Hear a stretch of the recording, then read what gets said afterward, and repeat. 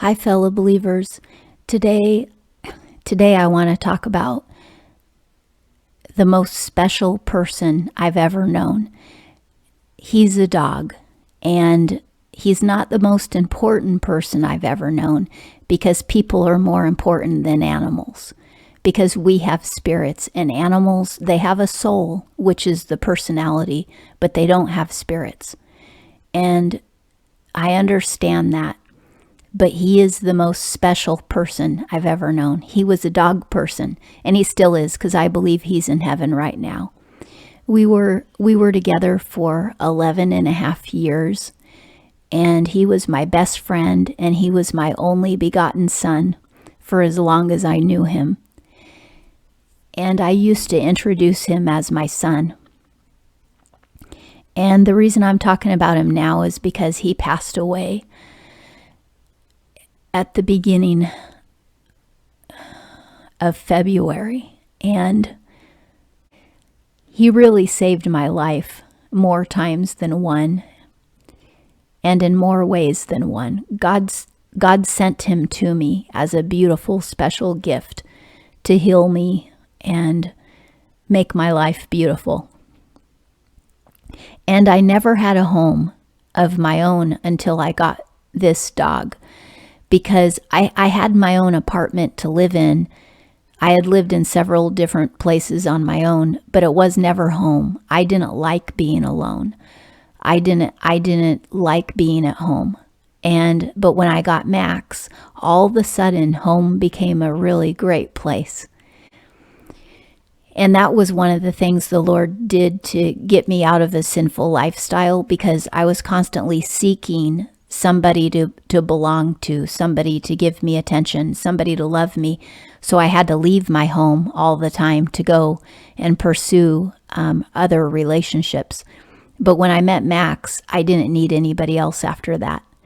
And I was still kind of interested in other people, but Max was so good that over the course of years, initially I didn't have to be in a relationship anymore at that point, because the love that Max gave me and the acceptance and the belonging was very satisfying. And then as time went by, I admired Max so much, and I appreciated him so much that human relationships became kind of dismal in comparison. And I'm not trying to put people down, but people can't always be there for you. They have their own lives, their own agenda, their own responsibilities, their own hopes and dreams, and they just can't be there for me all the time. But Max was always there for me. I was always on his mind. I was his world, and it just was wonderful to know that somebody thought about me that way. Anyway, here's a video from the first winter that we had together. And this is about 7 months after I got him. He was 4 years old when I got him, and he could run 25 miles per hour going up steep mountain grade. And he loved to do figure eights around me or around anyone, because he's half border collie, he was half border collie. So figure eights was his way of hurting you, but he only did it when he was super happy and super excited. And that's how I always knew when Max was really happy, was when he did figure eights. And this video here is of me driving up the mountain road. This is how I knew that he could run 25 miles per hour up a steep mountain grade. This is a steep hill. And I was going 25 miles per hour behind him. So he could do that for a couple of miles, and he probably could have done it for longer than a couple of miles, but I usually only did 1 mile, and I would have never gone more than 2 miles with him doing that. It would have been kind of too rough, I think. But we would take hikes, we'd hike 6 miles at a time on this type of mountain, and sometimes this very mountain. And we'd do that about twice a week. Plus we had to take regular walks every day. And that was the only thing to keep him, give him enough, all the exercise that he needed, because he was a really great athlete and he could go and go and go. And he had terrible separation anxiety. He was terrified if he was ever without me. And this is why I never had to have him on the leash, because he was tied to my apron strings. He would always keep sight of me. He would never let me out of his sight because he was absolutely terrified of being alone. So I never had to leash him. And I always knew that no matter how far he ran, he'd come right back. And he would run because he had a strong prey drive and a herding instinct. But he always kept me in his sights, and he always came back. So that was a neat thing. We didn't really have to worry about safety. And in the forest, nobody has to have their dog on a leash. So, and we were usually alone on these mountains. These are logging type mountains and forestry mountains. So these aren't where hikers go or, tourists. You would never find the common hiker or tourist here. The only people who walked on these roads were people who lived and worked in the forest. Those are the only people you'd ever see, or the random occasional hunter. And so it was really safe. And we would be out there all the time, every day by ourselves. Anyway, we had a wonderful life. And then as the years went by, me and Max got old together, so we didn't have to do this anymore. And eventually we moved to, Oklahoma, long story short. And by then we were both old enough that all we wanted to do was take walks, normal walks. And, but this is back when he was really young. And it was just so much fun. And he kept me in better shape, and it was just wonderful. And it took 3 months for him to trust me that I was always going to come home, for after work. During that whole first 3 months, he never was quite sure if I was going to come home. He was afraid of abandonment. And but I remember about the 3-month time period, I could tell he knew that I was always going to come home, and he didn't have to worry about that anymore. And we had a lot of crazy times.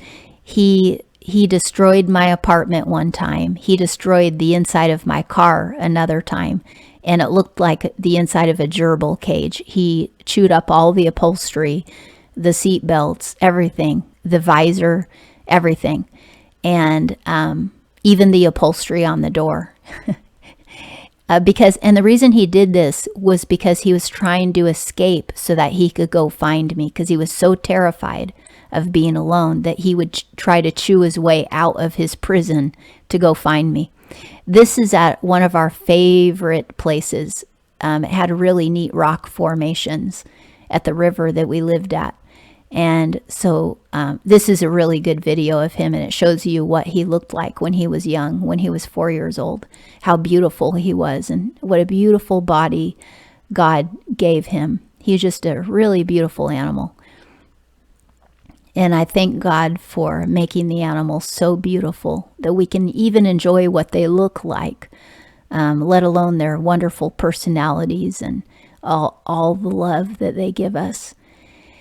And Max.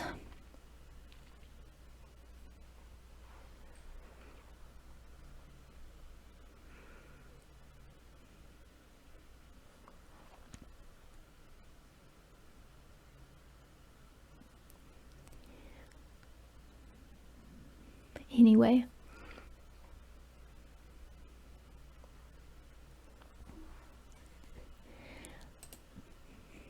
I never had children, so he was my only begotten son, and he was perfect, just absolutely perfect. And this is him when he was really old. These pictures were taken probably a year or less than a year before he passed away, except the one with the turtle. He really liked turtles, but they would always put their head inside the shell. They were afraid of him, but he wouldn't even hardly touch them. He would just get real close and smell them. He was always very gentle. He wouldn't hurt a fly. And He was one of the most gentle creatures on the planet. But he was interested in turtles. And these other pictures were taken within the last year of his life. These are all taken on the same lunch hour. I came home and it was a sunny day and it was warm, and I let him lay in the grass and he didn't want to get up. And this middle picture is him asking me to join him on the grass, saying, "It's really nice out here, Mama. Come join me." And this is Max with a stuffed animal. I used to call him my little black bear because he looked like a black bear. Now the white was from old age. That wasn't his normal coloring. But he's posing with a bear. Now, he never liked toys, so he didn't see any good in that bear. I liked the bear, but he didn't. He just posed with it because I wanted him to. And you can you can see by the look on his face, he's not that interested in that teddy bear. And this is a close-up of him and the turtle, one of the turtles that he met. And then this is him on the last bed that I bought him before he passed away. I had to get him this bed because he was so old that he couldn't jump on my bed anymore. And so he needed a really nice bed on the floor. The problem is, when he got old, I was in denial about how bad off he was. I wanted him to live forever, and I wasn't really accepting how bad off he was. So anyway, this is him at the office, patrolling and watching over the office and making sure everybody's okay. And my boss, she said he was welcome there anytime. She loved him. Everybody loved him. And he knew everybody at the office, at the last place where I still work now.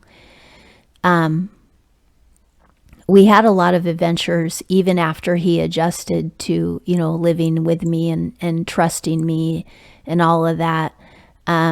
One time he ate marijuana, and it's not funny, but it worked out good. He had found marijuana. Long story short, some teenagers threw marijuana down in a place where my dog could find it. And my dog found it and ate it, thinking it was delicious grass. And he almost died from it. But he didn't have to be hospitalized. And I got some real dirty looks when I took him to the vet because everybody thought it was my marijuana. But I've never taken drugs in my life. I absolutely detest drugs. I detest even marijuana. I've never tried drugs once. But I got so many dirty looks because they thought that I had given my dog drugs. And because of the Lord, he survived. But he had one rough night. And that was just one of his adventures. Another time he got locked in a fence in the Forest Service. And to this day, I have no clue how he got in that fence. It was an 8-foot fence. He couldn't jump that high. I don't know how he got in there. But thankfully I had a Forest Service key and I could get him out. Otherwise we would have had to wait till the next day, and I would have had to ask somebody else to get him out. And so that was another thing he did. Another time I lost him in the woods when I was driving in my car. I lost sight of him and he lost sight of me, and we were both looking for each other on the mountain. Well, what happened was I stayed up on the top of the mountain hollering and looking and driving around looking for him. And finally I prayed, "Lord, I pray he was smart enough to go home." So I went downhill and I drove home, and sure enough, he was standing at my front door with this look on his face like, "Where have you been?" Once he lost sight of me, he panicked and thought I had left him behind. So he hightailed it and ran home as fast as he could and waited for me at the door. So that's what happened. And so we had a lot of adventures like that. He injured himself a few times because he was such an athlete that just by jumping, down a steep mountain grade or something, he would hurt his paw. And he did get injuries a few times because of things like that. This is another picture of him when he was old. This is the last Christmas we had together, which was last Christmas. I made him this little light thing because he hated the dark. And whenever I had to leave him on a stormy day when it would be dark, and there wouldn't be enough light coming in the window, I would have to turn on one of the lights in the apartment so that he wasn't in too much darkness. He was terrified of the dark. And the reason I found this out was shortly after I got him, we were driving in the dark. The sun was going down, and he was in the back seat where he belonged. Well, he started crying when the sun was going down, and I didn't understand why he was crying. And then all of a sudden, when there was no sunlight left and that sun had completely gone below the horizon, he jumped into the front seat. And I started yelling at him and pushing him and saying, get back, get back, get back, because he had no right to be in the front seat back then. And he absolutely refused. He didn't care if I had beaten him. He was not going in that back seat. And that was when I realized he was afraid of the dark. That's why he was in the front seat, because at least he was closer to me and he could see the lights on the dashboard, because there was no light coming from outside. So that was when I realized. And from then on, I never left him in complete dark. Now, when we were sleeping at night, we had complete dark, but that was okay because he knew that he was right next to me and there was nothing to be afraid of. But if he was ever alone, he always had to have a light. This is him in the office under my desk. And this just a few months ago. This is him looking at the snow, begging and hoping that I would take him outside. And this is one of the things I felt guilty about when he passed away, was there was so many times when he wanted to go out and I was too busy, or I overreacted when he did something wrong, or I expected too much from him. And when he died, I felt so guilty about all those times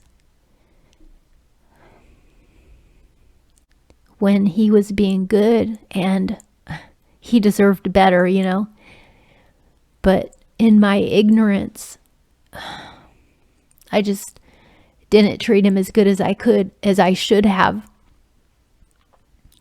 And I felt so guilty. And here's him in not so nice snow, but it was snow. It wasn't that great, but it was snow.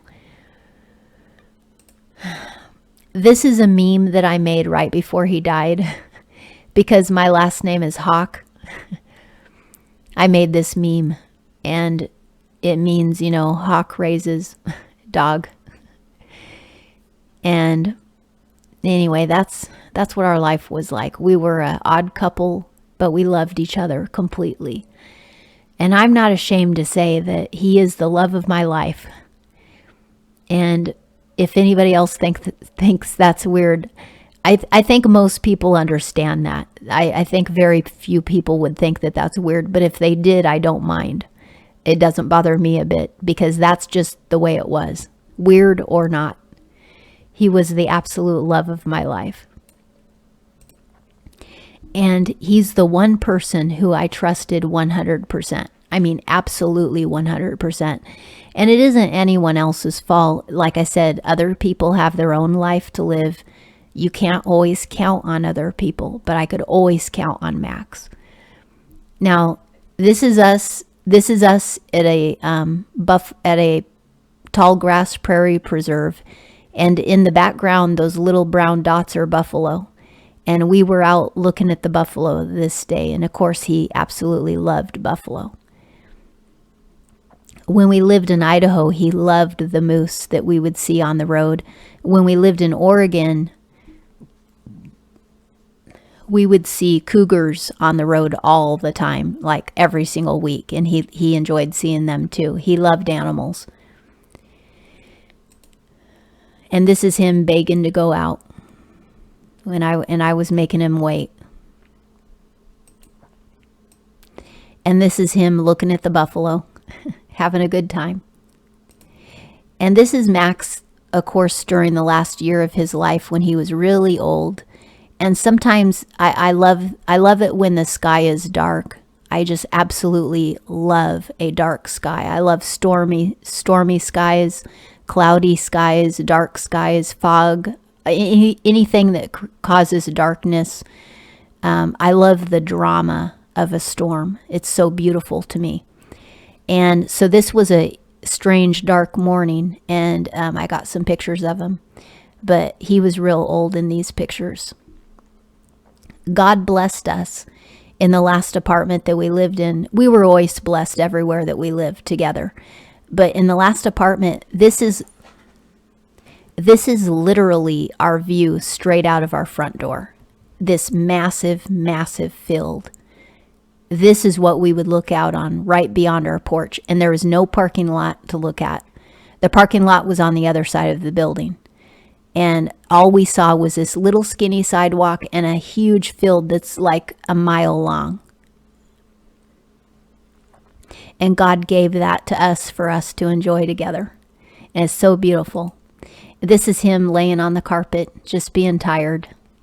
And I just love him. I mean, and I know you love your animals too. And just looking at that picture melts my heart. This is him enjoying. He's not begging to go out. He's not begging to go out in this picture. He's just enjoying his rest time. And this is that one, this is that one picture where he was saying to me, why don't you come out? The grass is really good.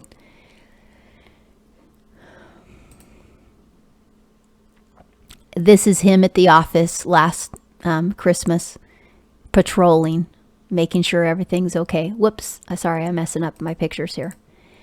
And this is him at the office too. He comes back after the patrol and asks me if he did a good job. And then here's more of the snow pictures. Now, in his old age, he if his feet got cold, he would collapse and not be able to walk. So when it snowed, the last few times I had to get these snowshoes on him so that he could walk a little distance without collapsing. And he hated those shoes, of course. I would too if I was him, but it was the only way. The year before this, he collapsed several times in the snow, and I had to drag him in myself. And I wasn't sure how many more times I could do that because he was getting so heavy and I was getting kind of old myself. And it wasn't easy for me to, I couldn't carry him. All I could do was drag him. And so I thought, we're going to have to get these shoes. This was taken about 2 days before he passed away. And he was real bad off. And I was in denial. He should have already been put down by this time. But I was in denial. And I just wanted him to live forever. So we were sleeping in the living room because that way I could touch him instantly if he had trouble. Now, up to that point, for months and months, we were in the bedroom, but when he was having trouble, I would get out of bed and get down and pet him and stuff. And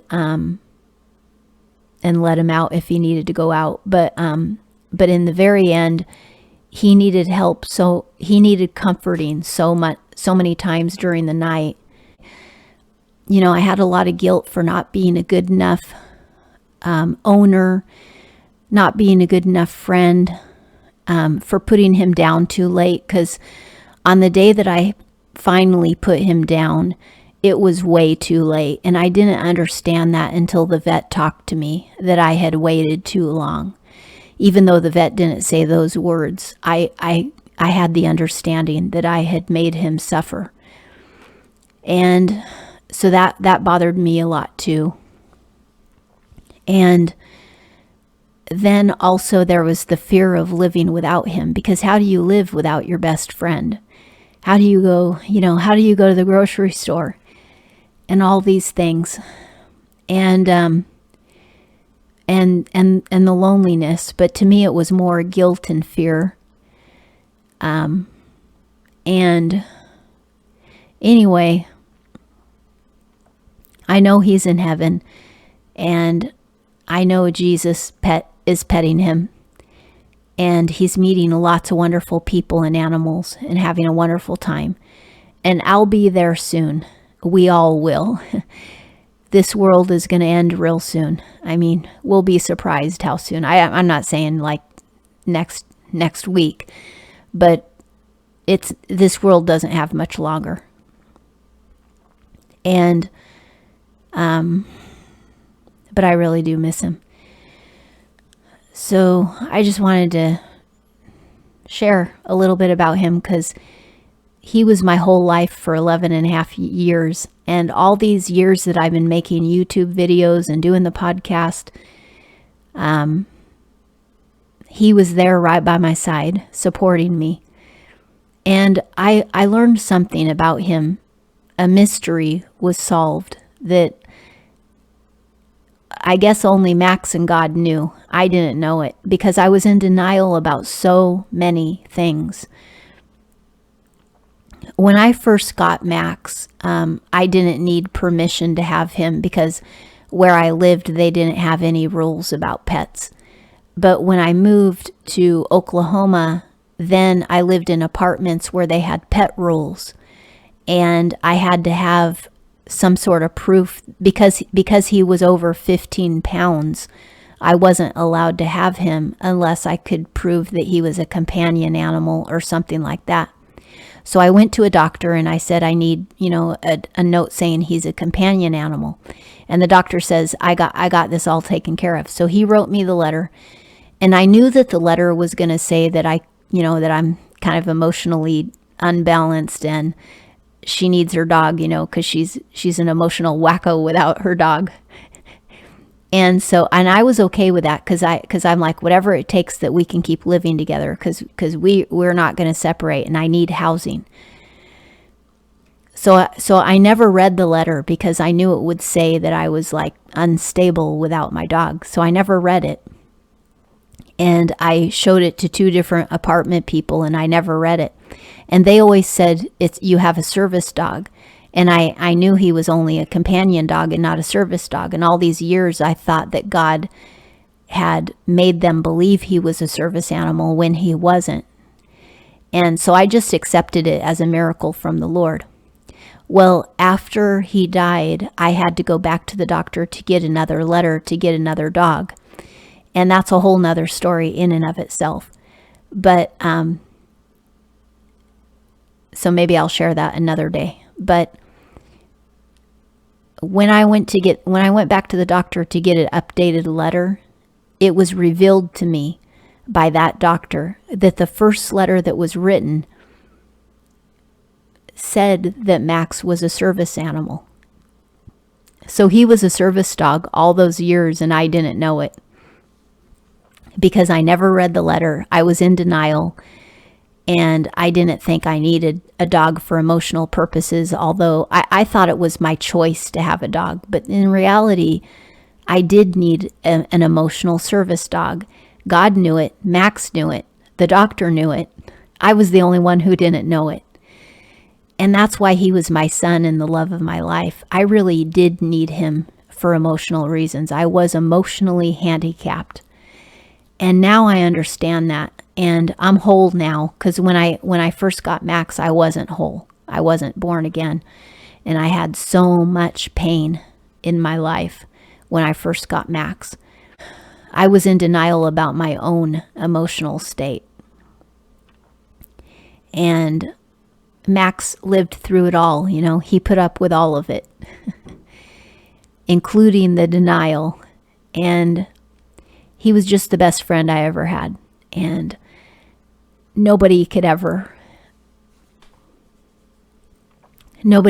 fill his shoes, his paws.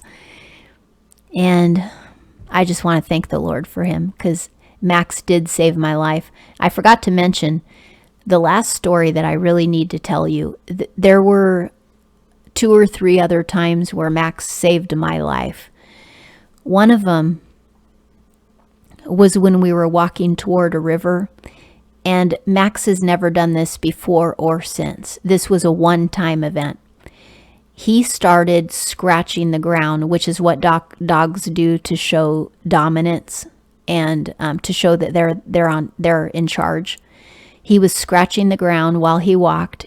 All of his hair was standing up on the ridge of his back. He was growling, posturing as if he was ready to fight. And he was acting big and tough, and I've never seen him do this before or since. He looked like a professional wrestler going into the ring or something like that. And as we were approaching the river, he was doing this, so I knew there had to either be a bear or a cougar at the river, below the line where I could see, below where the bushes and shrubbery was. So I knew he was getting ready to fight to the death. But thankfully, all we had to do was turn around and go home. So I said, Max, let's go home. And he was so delighted and so happy that I called him home, and we went and we walked home. He was so happy that he didn't have to fight to the death, but he was going to do it. Until I called him back, he was going to do it. He was absolutely going to do it. And he was going to kill that bear or that cougar, whatever it took. He was going to take him down. So that was one time he saved my life. And the other 2 times were connected. What happened was, in the forest, I used to be a teacher in the forest. Long story short, I worked at Job Corps, and we had a student who was very unstable and was actually homicidal. And I didn't know it until after he left my classroom. I didn't know he was homicidal. No one had told me, which was fine at the time, except that I think he had homicidal. He actually wanted to kill somebody there at the center. And anyway, long story short, this is what happened. Me and Max, there was a trail that went up to a waterfall, and it dead ended at a waterfall. And when you got to the waterfall, there was a really steep cliff on one side and the waterfall on the other side. So you couldn't go up and you couldn't go down, because there's no way of climbing up. Even a deer couldn't go up that cliff. It was so steep. And you couldn't, if you went down, you'd land on rocks and you'd go down the waterfall. And me and Max, he didn't like to swim, and I can't swim. So going down the waterfall wasn't an option either. Well, we had just left that area and we were going home, and there's only one way in and one way out. It's the same way. So we were on our way home, and all of a sudden, Max started crying and whining and getting in front of me and sitting down in front of me and trying to sit on my feet and making it real obvious that he was telling me we can't go any further or we're going to die. So Max was telling me we cannot go further. But I thought about it, and I'm like, okay, obviously there's danger ahead. Plus he was looking at my face, and this is something about Max. If an animal was ahead, he would never look at my face. He would only point his nose in the direction of the animal and track from side to side. But if a human was coming on the trail, he would stay on the trail and track straight, and he would keep looking back at my face. And that's how I always knew when a person was approaching or if an animal was approaching. I always knew by Max's body language. So the fact that he was looking at my face and staying on the trail showed me that there was a very dangerous person coming, because he was also telling me we can't go any more further. We have to stop walking. And so I knew that a very dangerous person or persons were approaching us, but I had no clue who they were or how many. I just knew that we were in big, big trouble. And so I told Max, I said, honey, we cannot go back to the waterfall, because all they have to do is push us over and we're done. And we can't fight. Neither of us are strong enough to fight. Our only way to get out of here is to keep going forward. Because if you go forward enough on the trail, it would broaden to the point where you could actually run. And then you get into a shallow creek and you could easily run across the creek. And there's broad areas where you could zigzag and try to get away from somebody. But where we were on the steep part right near the waterfall, and there was nowhere to run. and both of us were too weak to fight anyone. So even though he was young, he wasn't a fighting dog. He was a soft-mouthed. The other half of him was soft-mouthed black labs, and those are not fighting dogs. And border collies aren't fighters either. So anyway, so I told Max, we have to go forward to have any chance of survival. We can't stay here. And so I started praying to the top of my lungs, and I was booming my voice as loud as I could. I was projecting my voice as far as I could yell. And I even put my head upward toward the sky so that my voice would go further. And I prayed the loudest prayer of my life. And I honored Jesus and said, thank you, Lord. This is after I became born again. And I was like, thank you, Jesus, for this victory. Thank you for protecting us. Thank you for, making the demons go away, blah, blah, blah. Whatever I said, I don't know. But it went on for a couple of minutes. And I knew that whoever was coming could hear my prayer, because I was screaming it so loud. And then I said that, he's the Prince of Peace and all these things. And I worshiped him as loud as I could. This is totally screaming. Then I started singing, and I sang 2 songs. One of them was, he is the Lion of the tribe of Judah. Jesus took those chains, broke them, and freed us. Now he is our rock of victory. And I sang the whole song, really booming loud. Sang the other song, and I was marching with joy. And as the seconds went by, Max was relaxing more and more. He was still nervous, but he was relaxing. He was still looking at my face. I knew the person was still there, or the people, whoever they were. But Max was getting more and more relaxed. So I knew that the angels were coming in, and that there was a big battle going on between angels and demons, the demons of whoever was there to harm us, and God's angels sent to save us. And the angels were winning. And so I kept worshiping the Lord, and I was marching, and I was getting real happy, because I knew we weren't going to be, not a hair of our head was going to be harmed. But God used Max. But God used Max to show me the danger. If Max hadn't have been there, I would have silently walked into a very deadly situation. And I would have never prayed. I would have never sang, because I wouldn't have known anything bad was going to happen. But because Max was there, we were able to fight the battle in faith. I was, and the angels came. Anyway, we finally made it to the broad part where you could run if you had to. And there was the one stump that was on that trail. There was only one place on the entire trail where there was a big stump that you could sit on. And when Max got to that stump, he made the widest circle around it he possibly could, with his tail tucked in and his nose down. And he was acting like somebody was sitting there. Now, you couldn't see anybody anywhere. I looked all around. There was nobody physically there. But I knew that the demon who was left behind was probably sitting there. And Max probably sensed the demonic presence that had lost the battle. And at that point, I knew that person had retreated, because they couldn't have gone, I knew that that's where the person had been sitting at some point. So that person had followed us into the waterfall area and was intent on doing something evil. But God expelled that person off the trail. And after Max passed that stump, then he was so cheerful. His tail started wagging. He was so happy. All the danger was gone. And I knew there had to be a demonic presence there that we had just passed and left behind. And maybe it was a demon in chains with 2 angels, one on each side, holding the chains. That's probably what it was. Anyway, so then we both ran with joy off the trail, not in fear, but in total joy. We just had a good time. And I never knew who or what the person was.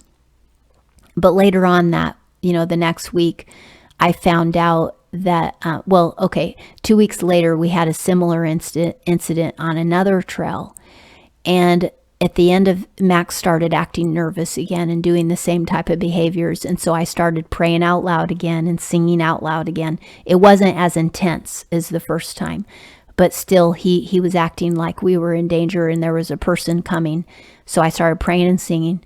And when we got to the edge of the trail, it was my student who was a homicidal person. And then I knew he had to have been the one that was on the trail the first day, because Max was doing the same behaviors, but they were less intense.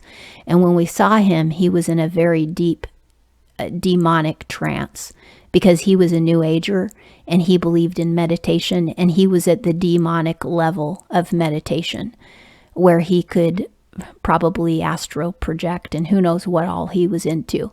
But he was possessed. He was possessed.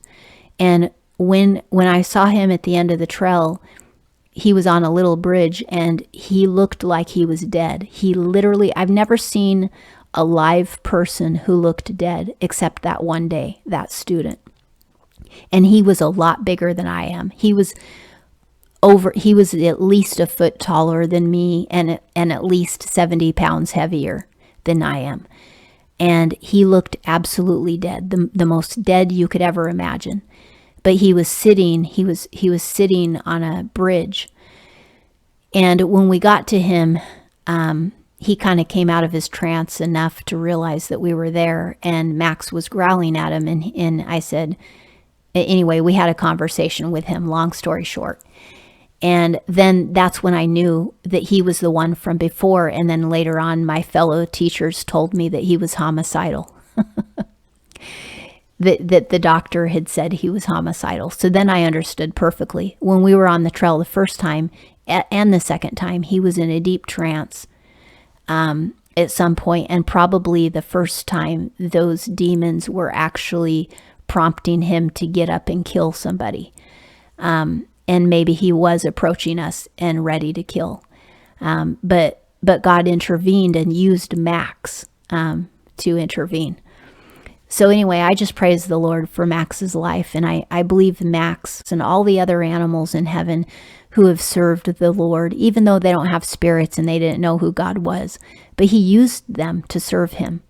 And I believe they're all going to get their reward. And I believe Max has his reward. And I just want to thank God for Max. And I just love him so much. I could talk for days and days and days about how wonderful Max was. But he was only wonderful because his creator is wonderful. And God made Max. And that's why I had Max. Anyway, I hope that blessed you.